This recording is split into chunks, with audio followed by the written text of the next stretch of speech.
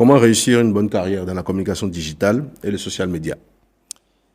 Comment réussir une bonne carrière dans la communication digitale et dans les social media est un challenge auquel on est confronté régulièrement sur le terrain parce qu'on a beaucoup de petits frères qui arrivent au métier sans connaître vraiment les rouages.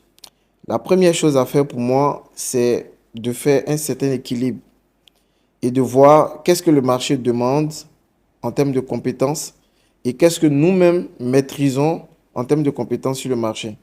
Donc, je regarde ce que j'ai appris sur le terrain et je regarde ce que le marché demande. Parce que quand cette étape-là n'est pas effectuée, on a très souvent je dis, on a souvent l'impression que le marché ne veut pas de nous. Or, c'est juste parce que le marché demande certaines compétences qu'on n'a pas. Donc, c'est très important d'identifier déjà nos lacunes et pour réellement savoir quelles sont nos lacunes, c'est important de savoir ce que le marché demande. Sinon, on peut souscrire à des formations, souscrire à des certifications, payer des formations et se rendre compte qu'on a développé des compétences qui ne sont pas utiles pour le marché. Donc, une fois qu'on a identifié les, ces lacunes et également les compétences que demande le marché, c'est d'aller vers des écoles ou vers des formateurs qui sont spécialisés pour nous accompagner pour acquérir ces compétences-là. Toutefois, il faut faire très attention. Il faut choisir ses formations, ses opportunités en fonction du parcours qu'on a décidé de suivre. Parce que chacun de nous doit avoir un plan de carrière. Quand on n'a pas de plan de carrière, c'est difficile de s'intégrer dans la communication digitale. Merci. Quelle est pour toi l'une des plus grandes erreurs dans le métier qu'on fait au quotidien dans le social media?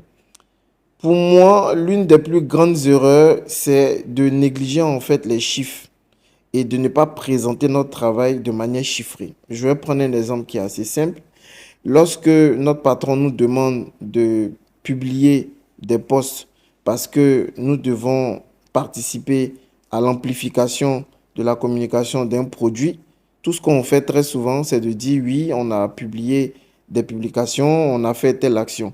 C'est très important de présenter des bilans chiffrés. C'est très important de présenter des reportings parce que le fait de quantifier l'ensemble de notre travail montre l'intérêt qu'on a accordé à ce boulot-là. Pourquoi c'est également important de présenter sous forme de chiffres? Parce que c'est grâce aux data qu'on arrive en fait à anticiper sur certaines situations. Donc, l'une des plus grandes erreurs pour moi au quotidien que fait les community managers ou les social media managers, c'est de mal exploiter les chiffres et de ne pas présenter notre travail sous forme de chiffres. C'est important de quantifier tout ce qu'on fait. Penses-tu qu'un bon chargé de communication est forcément un touche-à-tout? Pour moi, un bon chargé de communication digitale en début de carrière se doit de toucher à tout. Parce qu'au bout de 5 ans ou de 7 ans, on devient manager. Et quand on devient manager, on a une équipe qu'on doit superviser et on doit évaluer le travail de toutes les personnes qui sont dans notre équipe. Donc, c'est important pour moi, afin de maîtriser toute la chaîne de travail, de savoir plus ou moins quelles sont les technicités et pourquoi pas de pouvoir pratiquer le 3 quarts ou peut-être le 2 tiers de l'ensemble de ces métiers qui constituent la chaîne de travail. Donc, on a la stratégie, on a la modération, on a la création de contenu, la production de contenu et pourquoi pas également le service client. Donc, c'est important, au moins dans les 3 premières années, d'être un peu un touche-à-tout, être assez curieux pour être demain un très bon manager en termes de communication digitale et pourquoi pas en termes de marketing digital. Yannick, quel a été ton tout premier contact avec le digital et comment as-tu su que c'était plus un simple hasard? Mon premier contact avec le digital remonte à très longtemps. Je ne me souviens pas vraiment de la date, mais je sais que j'ai eu un coup de foot parce que j'ai toujours voulu en fait pratiquer un métier dans la com et plus précisément en ligne. Et je pense que j'ai découvert ce métier dans mes balades sur Internet. Je me suis dit, tiens, c'est quelque chose qui colle à mes aspirations. Et tout de suite, j'ai eu le coup de foot et j'ai tracé en fait ma voie dans ce métier-là en suivant un itinéraire que j'avais toujours voulu suivre en fait. Voilà. Beaucoup de jeunes veulent être community manager aujourd'hui. Quelle est selon toi la différence entre un CM débutant et un professionnel du social media? Pour moi, la différence aujourd'hui entre un CM débutant et un professionnel, le CM débutant, normalement, il cherche sa voie et les objectifs qui lui sont assignés se limite très souvent au niveau de la notoriété et de l'engagement. Le professionnel du métier va beaucoup plus loin parce qu'il est objectivé sur tout ce qui est conversion et sur tout ce qui est positionnement. Son rôle, c'est non d'abord d'aider le produit ou la marque à se faire connaître, d'aider son entreprise à se retrouver facilement dans les résultats de recherche, d'anticiper sur les intentions même de recherche et surtout de surveiller la performance parce que il est également associé à tout ce qui est réussite ou bien atteinte au niveau des objectifs du chiffre d'affaires. Voilà. Tu as accompagné des marques, des institutions ainsi que des médias. Quelle est la plus grande erreur que tu vois souvent dans leur com digital? L'une des plus grandes erreurs, c'est d'abord de se disperser au niveau de pratiquement beaucoup d'entreprises. On veut rapidement accroître sa notoriété, on veut avoir de la visibilité, donc on est dispersé. On essaye en fait de toucher à tout, on essaye d'être présent sur tous les réseaux sociaux, alors qu'on oublie que c'est important d'avoir un réseau social de prédilection et d'utiliser d'autres réseaux sociaux qui vont nous permettre en fait d'être des antennes. Donc ça, c'est déjà la première erreur. La deuxième erreur, c'est de ne pas savoir investir dans la communication digitale. Certes, aujourd'hui, la communication digitale s'appuie sur trois leviers, le volet organique, le volet sponsorisé et les activations d'influence. Donc, on ne peut pas, en fait, réussir dans la communication digitale en s'appuyant seulement sur un seul levier. On est obligé de faire un mix et beaucoup d'entreprises sont beaucoup plus orientés sur la partie organique, oublient souvent la partie activation d'influence ou n'investissent pas beaucoup en termes de budget dans la communication digitale. Or, aujourd'hui, c'est très important et c'est ce qui fait le levier, l'un des leviers les plus importants. La deuxième erreur, c'est de ne pas savoir à qui on parle. Et quand on ne sait pas à qui on parle, la plupart du temps, la stratégie de contenu n'est pas assez dynamique et on se perd en fait en cours de route. Tout ça parce que en amont, on ne sait pas en fait quel est l'archétype qui nous correspond. Parce que l'archétype nous permet en fait de prendre la parole et d'avoir des attributs d'un humain. Donc quand on n'a pas un bon archétype, on ne sait pas comment prendre la parole. Et c'est aussi une erreur que beaucoup d'entreprises commettent. Quand on parle de performance en communication digitale, qu'est-ce que cela veut dire concrètement pour toi?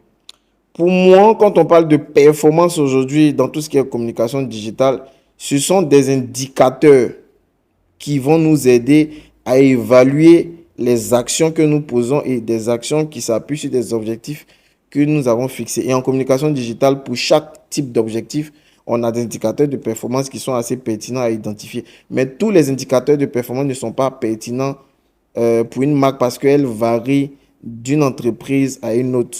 Aujourd'hui, moi, je suis un média et je veux acquérir de la notoriété. L'indicateur de performance qui sera beaucoup plus intéressant pour moi, c'est le nombre de vues et de savoir la portée de mes publications. Pour une banque, ce ne sera pas forcément le même indicateur. Donc, raison pour laquelle je dis, ça varie d'une entreprise à une autre. Mais quand on parle de performance, je pense que ça concerne surtout des indicateurs qui peuvent nous permettre de savoir si les actions que nous avons posées nous permettent de pouvoir atteindre les résultats attendus. Dans un écosystème où beaucoup se proclament experts digitaux, d'accord? Qu'est-ce qui fait la différence entre un vrai spécialiste et un imposteur? J'entends par là, quand tu vois par exemple plusieurs community managers avec des descriptions en bas multipliées 10 fois votre chiffre d'affaires, qu'est-ce que tu en penses? C'est une situation qui est assez déplorable, mais beaucoup de personnes qui ont de l'expérience dans la communication digitale ne prennent pas souvent la parole. On est souvent très détaché des réseaux sociaux parce qu'on estime en fait que c'est un milieu qui est assez bruyant, on préfère rester dans notre coin. Toutefois, cette situation a entraîné euh, celle que tu viens de décrire tout à l'heure, c'est-à-dire l'espace a été occupé par des personnes qui ne sont pas compétentes. Alors, pour aider d'autres personnes qui sont profanes du milieu à reconnaître un expert ou quelqu'un qui raconte n'importe quoi, qui est un charlatan, première chose que vous devez observer, c'est le parcours de cette personne.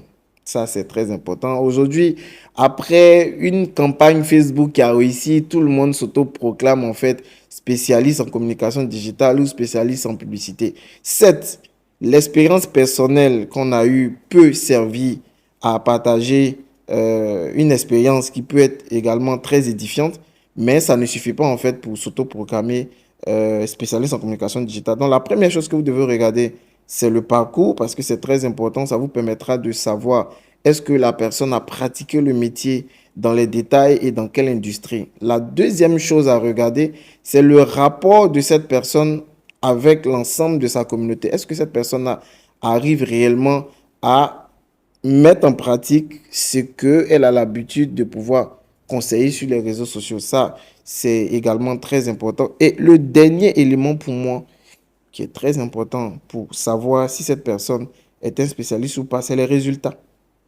Les résultats ne mentent pas, comme on le dit, les chiffres ne mentent pas. Quand quelqu'un est un pro dans son domaine, cela se voit également à travers ses résultats. Et le dernier élément pour moi, c'est la méthode.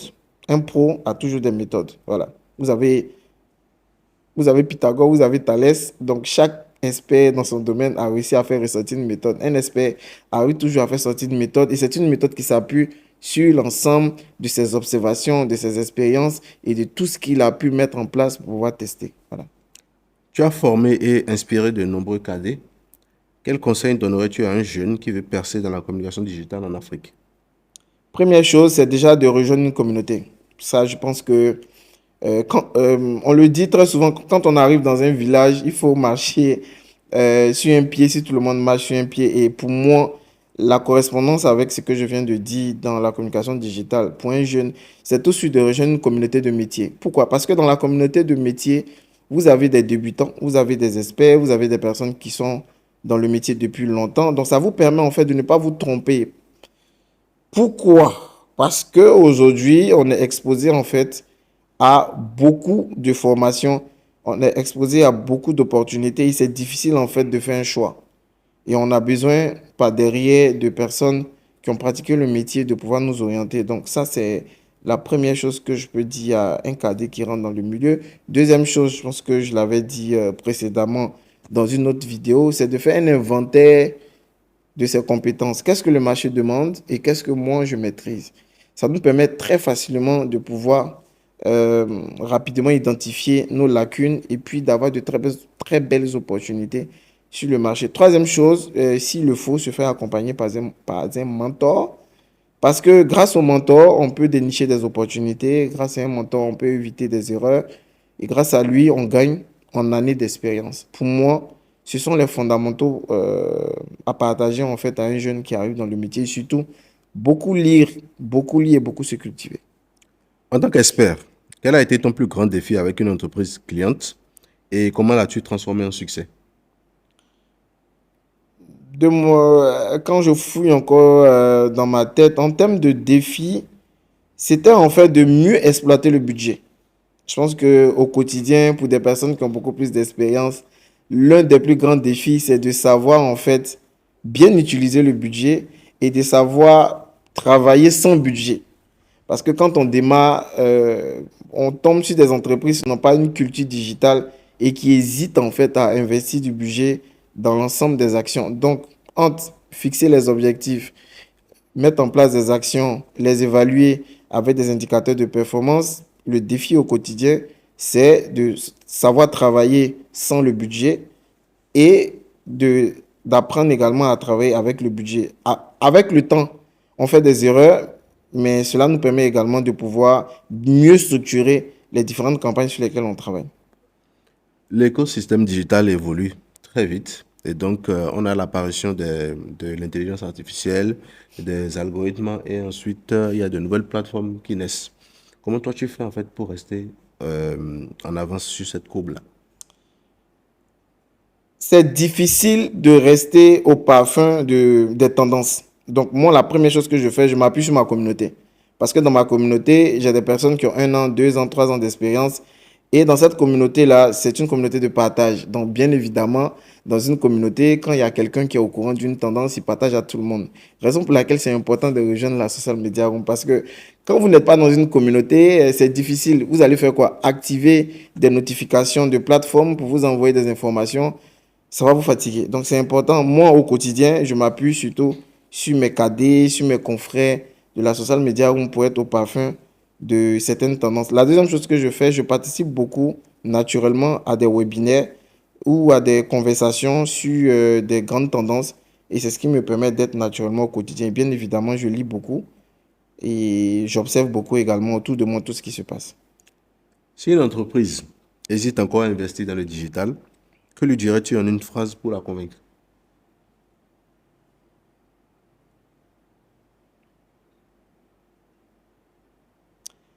Je lui dirais en une phrase, on ne peut pas évoluer au-delà en fait de ce qu'on a et de ce qu'on maîtrise.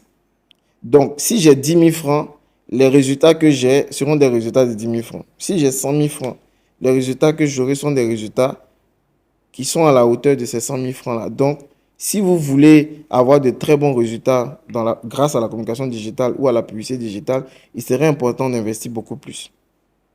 De plus, sachez que vous êtes en concurrence avec d'autres personnes qui investissent le même budget que vous. Donc, si vous voulez évoluer, vous êtes obligé d'augmenter votre budget parce que le concurrent également, chaque jour, investit davantage. Voilà. Dans 5 ans, comment vois-tu ton rôle et celui des social media managers en Afrique? Dans 5 ans, je me vois en train de continuer ce que je fais, mais d'être à mon propre compte, puisqu'aujourd'hui, je suis salarié, je travaille pour une agence. Donc, je me vois dans 5 ans être cette personne-là qui accompagne les community managers, les social media managers à rendre l'écosystème beaucoup plus sain. Pourquoi je dis beaucoup plus sain? Parce qu'on a beaucoup de personnes qui arrivent au métier qui n'ont pas le niveau et qui fatiguent des chefs d'entreprise. Donc, rendre l'écosystème beaucoup plus sain, c'est de m'assurer de bien former avec l'ensemble de ma communauté des jeunes cadets qui vont arriver dans des entreprises pour faire gagner du temps à des entrepreneurs et à des chefs d'entreprise. Quand tu audites une présence sur le digital, quelles sont les premières métriques que tu regardes et pourquoi tu regardes ces métriques-là? Quand j'audite la présence digitale d'une entreprise, les premières métriques que je regarde sont liées en fait à la problématique qui me sera posée. Donc, ça relève en fait une problématique. On n'audite pas une page de manière aveugle. Quand on audite une page, il faut auditer la page en fonction des objectifs pour lesquels on vous a demandé d'auditer la page. Un chef d'entreprise peut vous demander d'auditer sa page parce qu'il manque de visibilité. Et l'approche que vous allez utiliser pour auditer cette page-là sera différente d'un chef d'entreprise qui vous dit, grâce à ma page, je n'arrive pas à vendre. J'ai besoin de vendre grâce à ma page. J'ai un studio d'enregistrement, je vends des pagnes, mais tout le monde vend grâce aux réseaux sociaux, mais moi, je n'arrive pas à vendre. Une autre personne pourra vous dire, mais quand les gens me recherchent, les gens n'arrivent pas à me retrouver. Donc, on audite une page en fonction des différentes problématiques qui sont posées. Donc, moi, quand je dois auditer une page, bien évidemment, il y a une séance de cadrage. Et en fonction de cette séance de cadrage, ça permet en fait d'orienter mes recherches et également de bien spécifier en fait l'audit que je suis en train de faire. Comment tu fais la différence entre une campagne qui a généré de la visibilité et une campagne qui a généré de la performance business? Ben, tout dépend des objectifs et puis d'abord des indicateurs de performance. Quand on prend une campagne idéalement qui doit générer du business, donc générer de l'argent, bien évidemment, l'indicateur de performance est le nombre de clients. Mais avant d'arriver au nombre de clients, il faut déjà savoir est-ce que la campagne a généré un maximum de prospects. Parce qu'une campagne qui ne génère pas un maximum de prospects, cela veut dire soit l'offre qui a été mise en avant ne correspond pas à la cible, soit le pricing n'est pas bon, soit c'est le contenu média qu'on a utilisé qui ne capte pas suffisamment l'attention des gens, soit c'est le message qui n'a pas intéressé les gens. Donc, c'est une maîtrise qui est assez importante et pertinente lorsque on a besoin d'auditer en fait une campagne business. Maintenant, pour une campagne de notoriété, bien évidemment, c'est de savoir le nombre de personnes qui ont vu, le nombre de personnes qui ont commenté, mais surtout en termes de portée, combien de fois la pub a été vue par un nombre de personnes bien défini. Selon toi, quels sont les KPIs les plus sous-estimés par les entreprises africaines aujourd'hui? L'un des indicateurs de performance les plus sous-estimés pour moi, c'est l'enregistrement. Parce que quand vous avez une publication, vous voyez en fait, il y a un bouton enregistrement.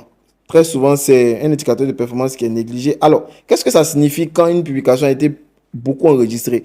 Ça veut dire que vous avez apporté de la valeur à des gens et ils enregistrent ce contenu-là. Donc, s'ils enregistrent ce contenu, ça veut dire que c'est quand même important pour eux. Sur cette base-là, vous pouvez vous appuyer même pour créer une offre, pour créer davantage de contenu. Donc, pour moi, l'enregistrement est sous-coté, est sous-estimé. Or, c'est un indicateur de performance qui est très intéressant en termes de positionnement. Il y en a d'autres, mais je pense que cet indicateur de performance-là, il est assez sous-estimé. Quelle est l'utilisation que tu fais de l'intelligence artificielle dans l'automatisation afin d'optimiser une campagne de communication digitale?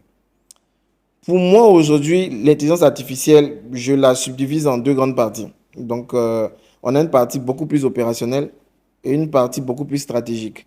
Dans l'opérationnel, l'intelligence artificielle permettra aux créateurs de contenu donc, ou aux stratèges de pouvoir travailler sur des scripts, générer en fait du contenu, même si personnellement, je ne suis pas un très grand fan des contenus qui sont générés par l'intelligence artificielle, surtout en termes de campagne produit, parce que le consommateur a besoin en fait de voir à quoi ressemble le produit qu'il doit acheter.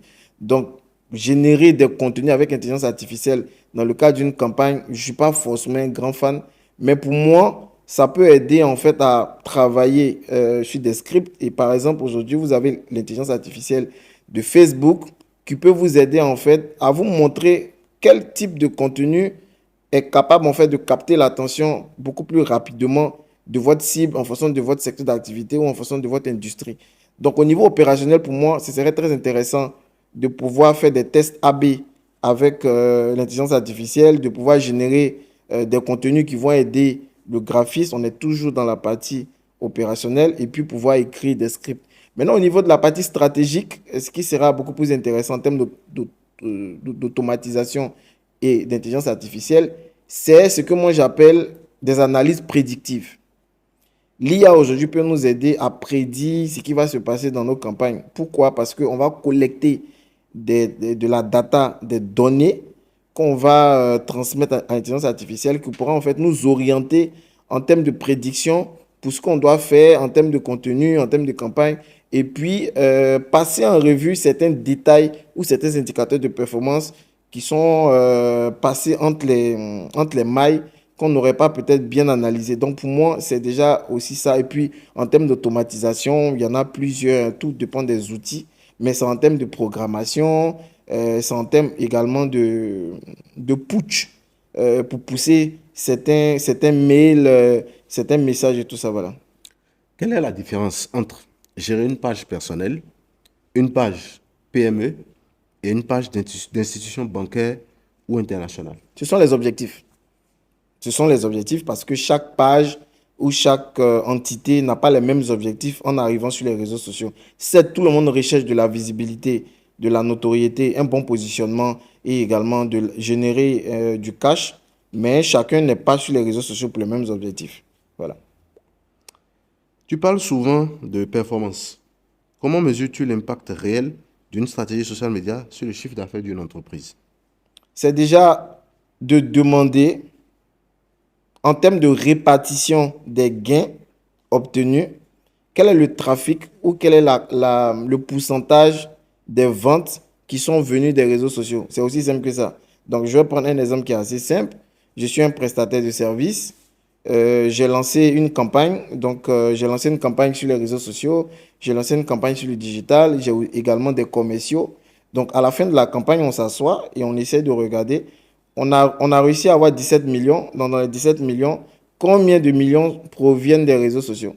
Combien de personnes individuelles en termes de clients viennent des réseaux sociaux ou de la campagne digitale ou combien de prospects on a réussi à générer? Donc, c'est aussi simple que ça. La raison pour laquelle je dis toujours à mes cadets ou à mes confrères, quand on est dans une entreprise, c'est important de prendre l'état de santé de l'entreprise. Très souvent, on ne le fait pas. On se contente juste d'animer les pages, on se contente juste de s'occuper de la visibilité, mais on n'a jamais cette discussion avec notre patron ou avec la direction commerciale pour savoir, ben, aujourd'hui, comment le chiffre d'affaires évolue, est-ce que ça descend, est-ce que ça monte. On ne maîtrise pas vraiment le business model de l'entreprise pour savoir sur quel pan du business model il faut vraiment appuyer en termes de communication ou amplifier tel produit. Donc, c'est très important de connaître non seulement le business model, mais de prendre des nouvelles de l'état de santé financière et commerciale de l'entreprise pour à chaque fois savoir à quel niveau le digital a sa part. Voilà. En termes de contenu, quelle est la répartition entre des postes de notoriété, des postes d'engagement, des postes de conversion et des postes de positionnement? Tout dépend de la période et tout dépend de la campagne. Il y a des moments dans l'année où il y a des mois dans l'année où c'est beaucoup plus important pour nous de faire beaucoup plus de postes d'engagement parce qu'on va se rendre compte que la portée a baissé et il faut faire parler, il faut donner la parole à l'audience. Il y a des moments également où on fera une grande part de postes de sensibilisation, où il y a des moments où nous sommes en campagne ou en pré-campagne, où on va pousser beaucoup plus de postes commerciaux. Toutefois, on nous dit que l'ADN des réseaux sociaux, c'est du divertissement. Donc, on ne va pas pousser beaucoup trop de publications commerciales parce que, bien évidemment, on connaît les canaux qu'on doit utiliser pour pousser des offres commerciales. Donc, on va beaucoup plus prioriser des postes d'engagement, des postes de sensibilisation et pas derrière, on va dire peut-être à 20% des postes commerciaux. Toutefois, un poste commercial peut être habillé de différentes manières, par une histoire, par du storytelling, par une question et par beaucoup d'autres choses. Voilà.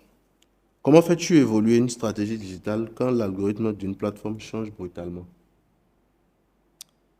Lorsque l'algorithme change, c'est important en amont d'essayer de comprendre le fonctionnement d'un algorithme. Certes, il y a des changements au fur et à mesure que nous avançons, mais c'est déjà d'essayer de comprendre comment ça marche. Quand nous prenons par exemple l'algorithme de Facebook, on sait que lorsqu'on diffuse une publication, cette publication va toucher d'abord les personnes les plus actives de cette page-là. Donc, naturellement, on sait que si on doit travailler sur une stratégie, on doit publier à des heures où ces personnes-là sont connectées parce que ça peut avoir une influence. Donc, certes, ça change, mais c'est important déjà de connaître l'anatomie en fait de la diffusion d'une publication, que ce soit sur TikTok. On sait que TikTok, l'algorithme va montrer d'abord à 200 personnes. Si ces 200 personnes ont vu, 400 personnes vont voir. Après, si ces 400 personnes ont vu, qu'elles ont réagi, ça va donner un tel résultat. Donc, c'est très important de connaître l'anatomie ou l'ADN en fait d'une publication sur une plateforme pour anticiper sur beaucoup de choses, pour avoir une stratégie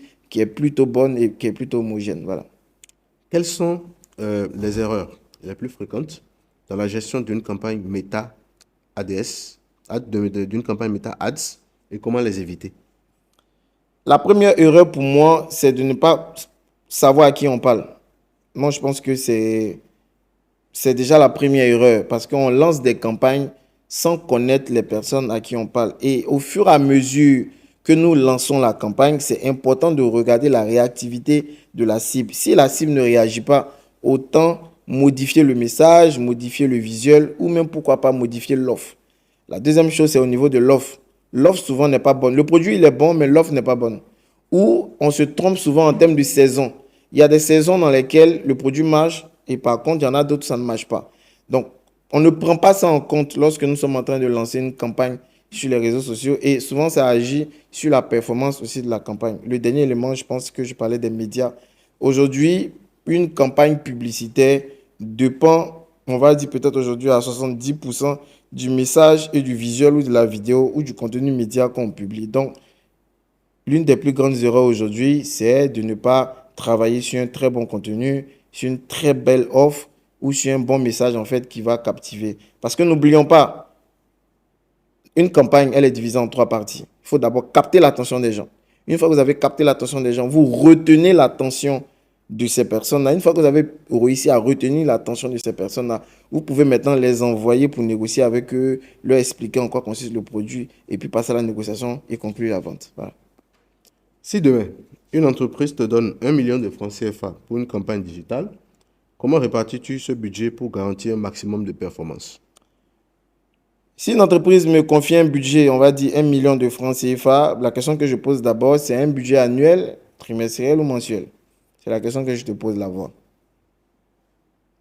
Disons, annuel.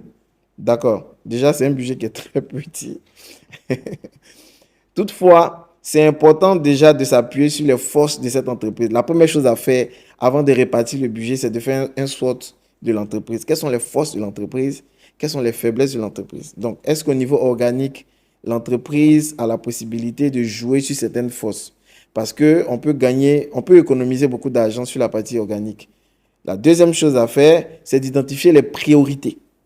Parce que c'est là-bas qu'on va mettre de l'argent. Est-ce qu'il faut investir beaucoup plus au niveau de l'activation d'influence? Est-ce qu'il faut investir beaucoup plus sur Facebook? Est-ce que c'est beaucoup plus opportun de se positionner sur TikTok en termes de publicité? Donc, la deuxième chose, c'est d'identifier la pertinence et l'opportunité de la plateforme sur laquelle on va investir de l'argent. Parce que tout est utile, mais tout n'est pas... bon, tout est permis, mais tout n'est pas utile.